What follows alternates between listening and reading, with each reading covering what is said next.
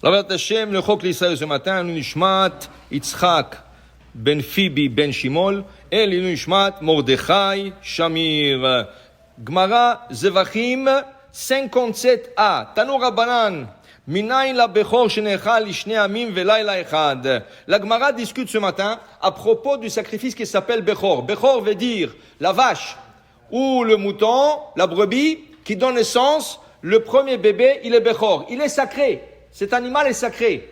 En quoi? On ne peut pas travailler avec. Si c'est un veau, il grandit, tu ne peux pas travailler avec le champ. Tu ne peux pas mettre une charge là-dessus.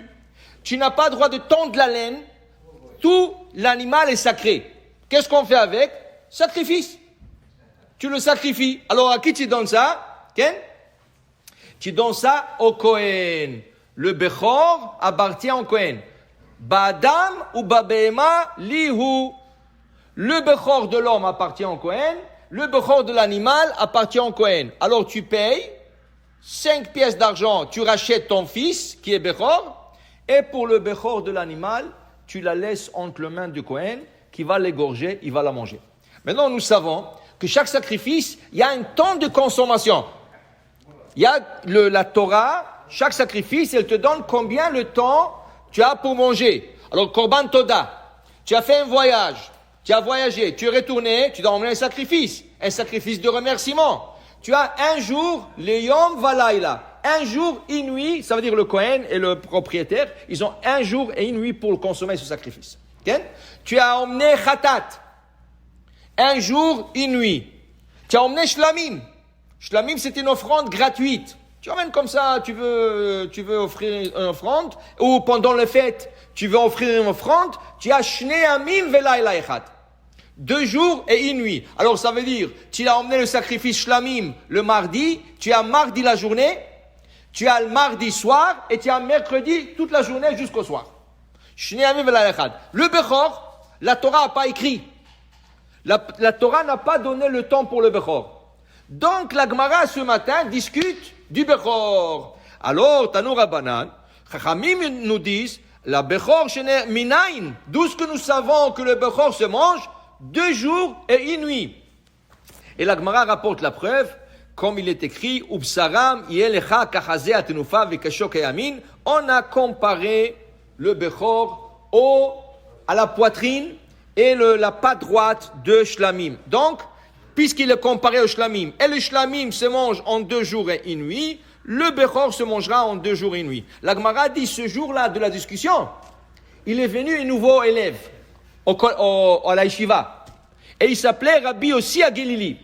Et il dit non, moi, je peux trouver que le Bechor se mange 1 jour et une nuit. Plus strict. Okay? Et là, il est rentré en discussion avec Rabbi Tarfon. Rabbi Tarfon disait comme ça, lui il disait comme ça, chacun en a une preuve, jusqu'à Kafatz Rabbi Akiva. Rabbi Akiva a sauté dans la discussion. Et il a dit à Rabbi Tarfon, laisse-moi, moi je veux lui prouver que le Bechor, ça se mange 2 jours, c'est 2 jours et une nuit. Ou, parce que c'est écrit, le Chazé, Akatu Vikishan, le Chazé Veshok Shelamim, on trouve que la Torah compare le Bechor comme la poitrine et la patte droite du Shlamim, et le Shlamim se mange en 2 jours et une nuit. Donc, dit Rabbi Akiva, c'est pas discutable. Le Bechor, il se mange en 2 jours et une nuit, et c'est ainsi la halakha. Bechor, on lit chaque matin, Necha lishne amim velayla echad. Ce qu'il faut tirer de cette Gemara, c'est qu'il faut tirer que chaque chose a son temps. Ça veut dire, le Bechor, il a son temps, 2 jours et une nuit. Le Toda, elle a son temps, 1 jour et une nuit. Tout a le temps. Ça veut dire qu'il faut respecter le temps. Mais comme nous savons, notre prière remplace le sacrifice. Nous avons pas de Toda, pas de Shlamim, pas de Bechor. On n'a pas tout ça. Donc, nos prières, unshalema parim sefatenu. On doit respecter le temps. Et chaque chose, elle a son temps. Alors, on commence le matin.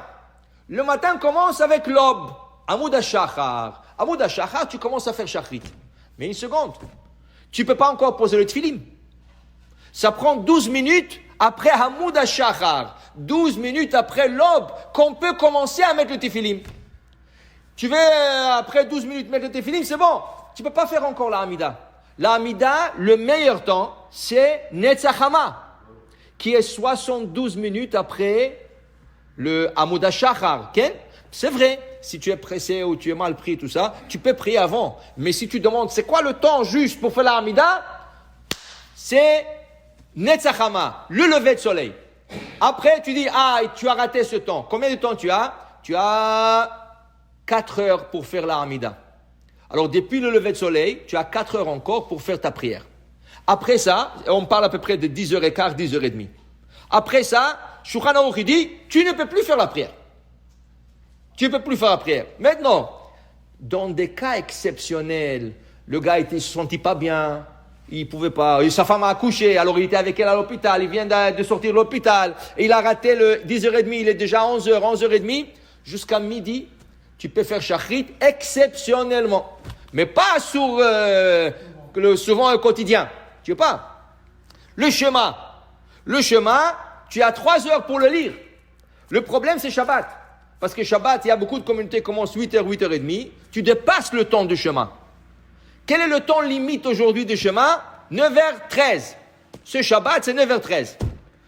Il y en a des communautés qui n'arriveront pas au chemin avant 9h30, 9h35, 40. Ils ont dépassé le chemin. Et la Gemara, qu'est-ce que nous dit? La Mishnah, qu'est-ce que nous dit? Si tu as dépassé le temps du chemin, tu ne reçois plus la récompense du chemin. Tu reçois une récompense de lecture de Torah, mais pas de chemin. Et la différence est énorme. Alors, chaque chose, il faut respecter son temps. La prière, dans chaque étape de la prière, tu respectes son temps. Mincha, tu ne vas pas la faire quand tu veux. Mincha, le plus tôt, c'est Mincha Gdola. Mincha Gdola, c'est une demi-heure après midi. Alors, midi et demi, 1 heure, 2 fois, 1h30, ça dépend du temps. Okay? Alors, il y a un temps. Mincha, le meilleur, c'est pas celle de 1 heure. La meilleure mincha, c'est celle qui est proche de le coucher de soleil.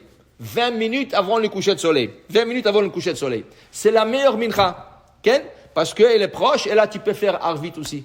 Arvit, avec la sortie des étoiles. Oui, il y a une possibilité de faire Arvit, mi be'odium, un peu avant. Mais pour le dire, l'idée aujourd'hui, c'est toutes nos prières qui sont comme des sacrifices, ils ont un temps qu'on doit respecter. Baruch Adonai Le'olam. Amen ve Amen.